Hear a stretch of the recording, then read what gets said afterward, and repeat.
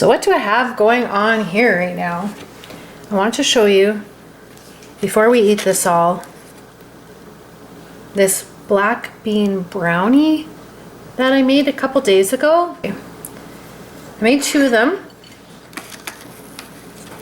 at the same time, and I'm going to share the recipe with you here. Now, I did not cover this with a saran wrap when I put it in the fridge because I just don't like wasting saran wrap, and so it's getting kind of hard here on top because I just literally have had this in the fridge for 2 days uncovered. But you could always cut this into pieces and store it in a plastic, you know, Tupperware container or something like that. But the trick with a black bean brownie is don't try to slice it until it's been thoroughly refrigerated. And I'm going to explain to you today how I made this black bean brownie, how and why. Okay, now to get the recipe, here's the recipe right off the get-go. There you go, copy it down. While you're doing that, I can just talk a little bit so that I can give you a few little pointers. What's different about my black bean brownies than some other recipes on the internet? Okay, first of all, I hate making black bean brownies in the food processor, and the dough is very pasty and you have to keep scraping the sides, and the food processor for me doesn't work very good because it's sort of a thick mixture and it just doesn't mix very well. And I've tried making it in my Vitamix where you just throw in all the ingredients and try and blend it. It's too thick, and even with the tamper, so it drives me crazy. So I decided I'm going to make a black bean brownie by mixing the wet ingredients in a blender, then pouring that out into a large bowl and then stirring in the rest of the ingredients by hand, then putting it into my tin pans. And I like making it that way so much better, and maybe you will too. Now for that reason, because I am using a little bit of a runnier mixture so I can blend it in the blender and then just stir in my dry ingredients, I put half of a cup of crushed chia into my black bean brownie as a thickener. And in the case of my recipe, that is not an optional ingredient because you need that crushed chia to help thicken it up a bit before you put the black bean brownie in the oven. And why do I like to make black bean brownies instead of a regular brownie? Well, because I believe they are a healthier option. One of the main reasons being is the black beans themselves. They're high in fiber. I've really noticed that if I'm going to eat a treat, if it's higher in fiber, I can get away with eating a little bit bigger pieces and I don't have to feel so guilty.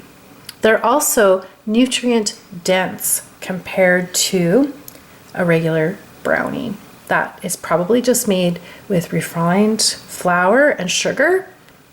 And this is just a little bit less of a worry to eat as a treat. It's just so nutrient dense that it's like real food. It's not a sugary baked cookie or cake item. So it's ideal for us to eat as dessert or snack in your lunch, like my husband's lunch, because this is all real food. Now the sugar part is a little bit you know, that's the only part you'd have to consider.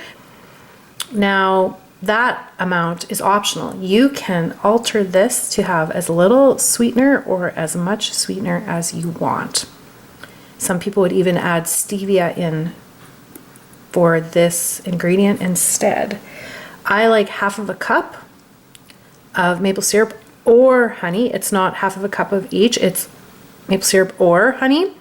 And let me think what I was going to tell you about that. When you think about that, this is making 2 8x8 brownies. That means this entire brownie only had a 1/4 cup of a honey in it, which as far as a baked good or a sweet treat goes, that's really not so bad. That's a lot less sugar than a regular brownie. And that's the whole point of doing this. Okay, so hopefully you have that copied down by now. If not, you can pause the video. I'm gonna flip this over. So if you got that when you were reading here, but you're putting in your wet ingredients into the blender. You're going to blend it until it's blended smooth. You're going to transfer it to a large bowl, and then you're going to stir in the dry ingredients until they're all mixed in and moistened. And then you're going to spoon equal amounts of your batter into 2 8x8 pans like this. These are little pans that I bought at the wholesale warehouse. I love wholesale warehouse. You can buy a whole bunch of these pans for so cheap. Anyways, then once you've got that scooped into the pan, just smooth it out. If it's a little bit bumpy on the top still, that's fine.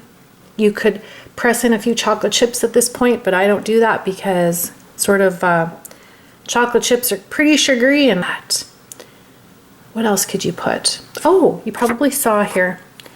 You can put quick oats or unsweetened coconut. And I find the coconut in the black bean brownie adds a lot of sweetness, and you really don't need chocolate chips. And that is if you like the taste of something textured in your brownie, because the oats or the coconut are going to make a grainy texture in your brownie, and you might not like that. So you could put or an extra half cup of flour. So this is quick oats or coconut or a little bit extra flour. Then once you pour this into the pan, before you put it in the oven, let it sit for 3 to 5 minutes or so. Just let it sit there. The chia is going to thicken it up nicely. Pop that into the oven, and you'll see it puff up a bit like a cake. And you're going to wonder, hey, I don't know if this is a brownie. I'm making cake here. But once it comes back out of the oven, it's going to settle down, have these nice cracks on it. It's going to look marvelous. But if you try and cut it too soon after you take it out of the oven, it's not going to look cooked at all. It's going to look like raw dough. That's just the way it is, because that's the way a black bean brownie is. So if you try to tell if it's cooked by inserting a toothpick or something like that, that does not work.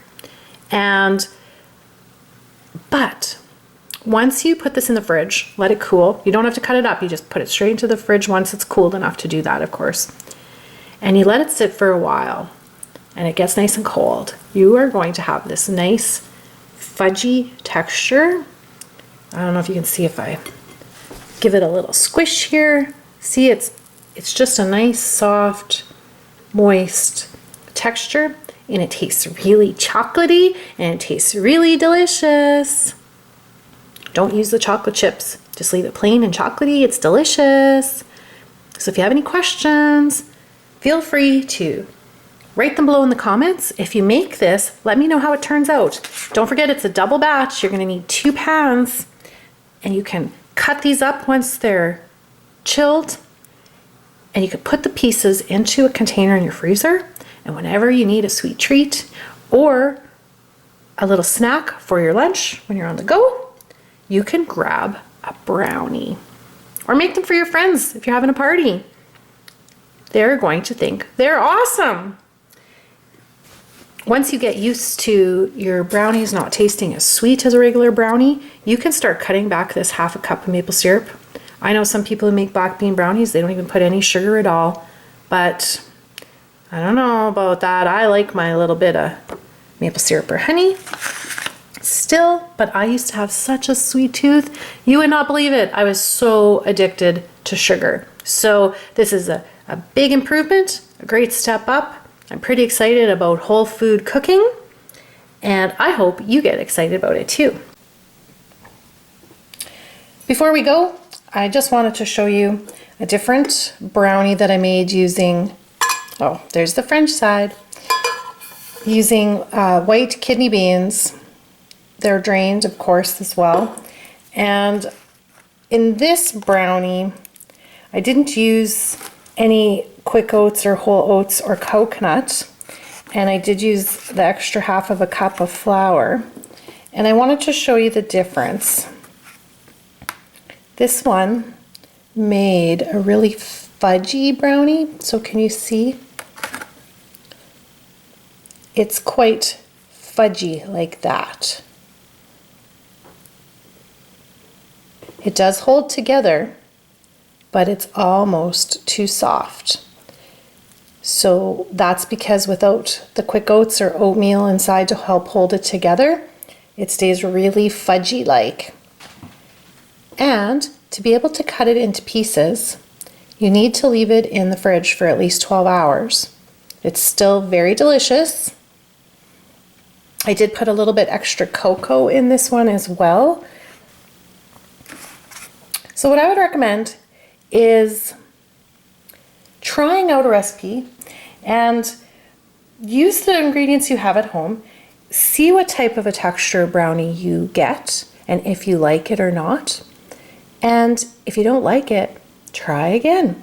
So I'm discovering that I like the texture of the brownie better when it has those extra oats or coconut in it. But you very well may like this really fudgy version better. So that's why I've given you a recipe today with some options to try. Please take note when you write down that recipe that some of the ingredients say or, with the coconut or oatmeal or some extra flour, that sort of thing. So give it all a try. Let me know what you think. If you don't have black beans in the cupboard, you can improvise, which is what I did with this one here today. Oh, and like I said, I put some extra cocoa in this one because I wanted it to be even extra chocolatier. So in this double batch, because I did make two, here I'll grab the other one and show you.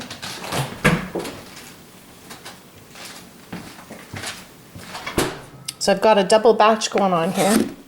So in this double batch, I put 10 teaspoons of cocoa. And in the other black bean brownie that I showed you earlier in this video, there is only 8 tablespoons of cocoa. So there you have it, everybody.